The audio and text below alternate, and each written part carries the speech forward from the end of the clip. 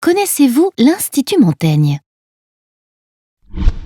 Un think tank est généralement une association composée d'experts qui produisent des idées dans le domaine des politiques publiques.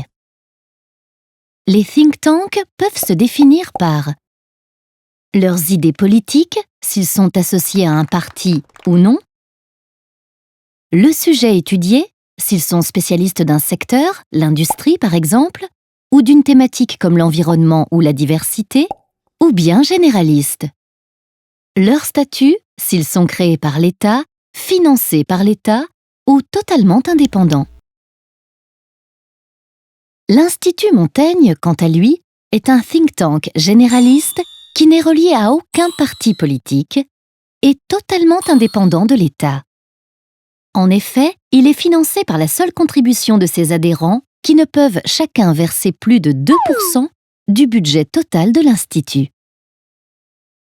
Son objectif est de proposer des solutions de politique publique pour réformer la France en profondeur et promouvoir une vision de long terme auprès des responsables politiques, des syndicats de salariés ou des organisations patronales, par exemple. Pour cela, l'Institut Montaigne met en place 3 types d'actions.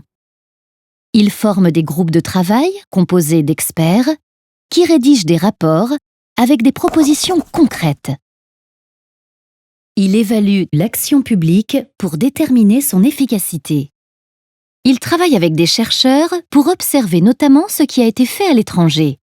Une nouvelle méthode pédagogique pour l'apprentissage de la lecture, par exemple.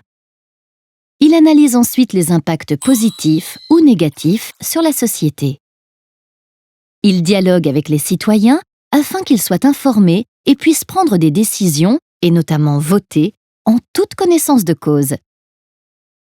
Pour cela, l'Institut Montaigne organise des conférences de citoyens qui réunissent des experts et des citoyens afin qu'ils réfléchissent ensemble sur une thématique et proposent des pistes d'action. Il crée également des outils interactifs pour permettre aux citoyens d'évaluer l'impact d'une décision politique, comme celui de l'augmentation du taux de TVA sur les comptes publics, ou de connaître le coût des propositions des candidats lors des différentes élections. Enfin, il conduit des enquêtes de terrain, par exemple auprès des habitants des quartiers difficiles, afin de connaître leurs attentes et de réaliser des études sur leurs conditions de vie. Le débat public et la vie démocratique ont besoin de lieux où émergent et sont expérimentées des idées neuves et pragmatiques. C'est la mission de l'Institut Montaigne, au service de la cohésion sociale et de la compétitivité de la France.